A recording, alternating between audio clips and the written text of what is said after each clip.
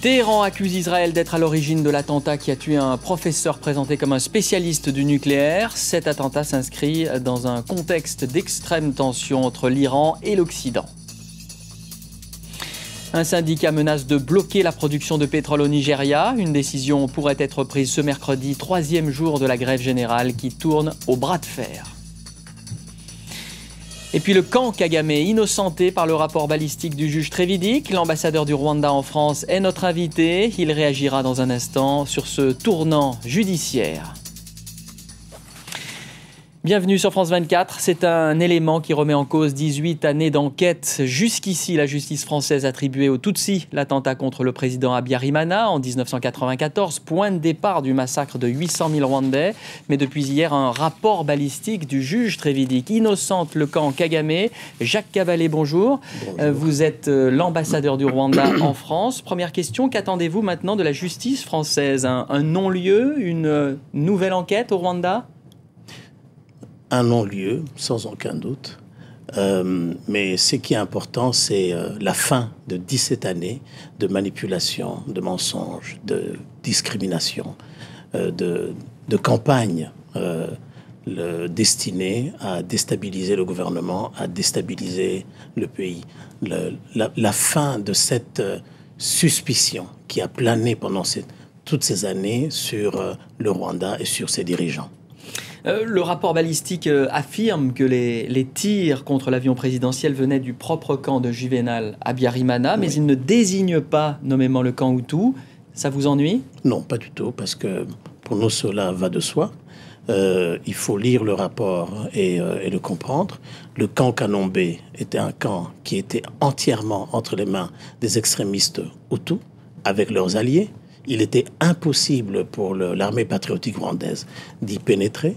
Donc, ça ne peut être que ceux qui étaient dans le camp, qui pouvaient se mouvoir facilement, qui ont abattu l'avion.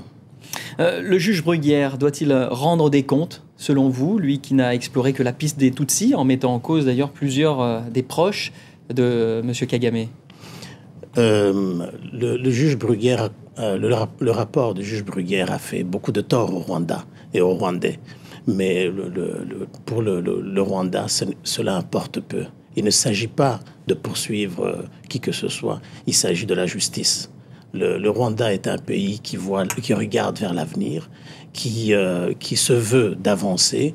Et ce qui était important, c'était de lever cette suspicion et que tous ceux qui, pendant les 17 années, que ce soit des dirigeants ou des hommes politiques français, qui puissent tirer une conclusion de cette décision qui va être prise bientôt. Mais vous pouvez affirmer que le Rwanda ne demandera aucun règlement de compte? Non, cela je ne peux pas l'affirmer. Nous attendons d'abord de demander le non-lieu et une fois qu'on aura le non-lieu, on avisera. Ce nouvel élément judiciaire, on l'a compris entre les lignes, va accélérer l'apaisement des relations entre Paris et Kigali? Certainement, parce que les relations entre la France et le Rwanda avaient déjà connu des avancées importantes avec les échanges et les visites des deux chefs d'État, le président Sarkozy et le président Kagame. Donc, il y avait déjà une grande avancée. Nous pensons qu'avec ce rapport, les relations seront beaucoup plus saines, toute suspicion sera écartée et que nous partirons d'un bon pied, nous tous tournés vers l'avenir. Alors l'avenir, ça peut être quoi entre la France et le Rwanda concrètement? L'avenir, c'est la reconnaissance qu'on est des partenaires qui peuvent apporter l'un à l'autre. Le Rwanda est un pays qui a énormément d'opportunités. Ces opportunités peuvent être exploitées par la France en y investissant. Les Rwandais peuvent y tirer aussi leur compte du fait que ces investissements peuvent venir au Rwanda et donc contribuer au développement du Rwanda. Je pense que l'avenir, on attend beaucoup de l'avenir et surtout d'un renforcement de nos relations. Merci Jacques Cavalet d'être venu sur le plateau de France 24. Je vous remercie. On poursuit avec cette démission, la première au sein de la mission d'observateur de la Ligue arabe en Syrie. Il s'agit de l'Algérien Anwar Malek. Il dénonce des crimes en Syrie. Il a affirmé sur Al Jazeera que le régime mettait en scène et fabriquait la plupart des choses qui sont montrées à la mission. Écoutez les précisions de Selim El Medeb, notre correspondant à Beyrouth. Pour l'instant, on ne sait pas grand-chose. Il y a d'ailleurs eu des rapports contradictoires quant à la nationalité d'Anwar Malek, puisque certains parlent de lui comme d'un Tunisien qui travaille pour le Comité arabe des droits de l'homme qui est basé à Paris. En tout cas, cet observateur a annoncé que, selon lui, la mission était une farce et que les observateurs ont été dupés. Il pense que le régime a orchestré et fabriqué la plupart de ce qui a été vu pour que la Ligue arabe ne prenne pas de mesures contre lui. Et puis, il dénonce un désastre humanitaire et parle d'une série de crimes de guerre contre son peuple commis par le régime. Alors, selon un responsable de la Ligue arabe, 3 observateurs ont refusé de terminer leur mission, mais ils auraient invoqué des problèmes de santé. L'actualité, c'est aussi cette explosion, la voiture piégée, survenue ce matin dans le nord de Téhéran. La victime est un scientifique qui travaillait sur le site nucléaire de Natanz. Les services secrets israéliens sont montrés du doigt dans un contexte de vive tension.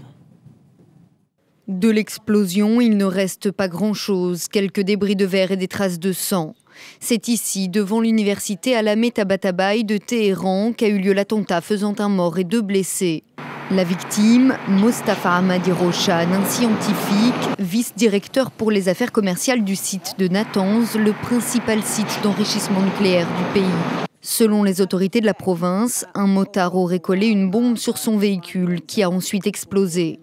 Le mode opératoire, comme le profil de la victime, n'est pas sans rappeler d'autres cas similaires.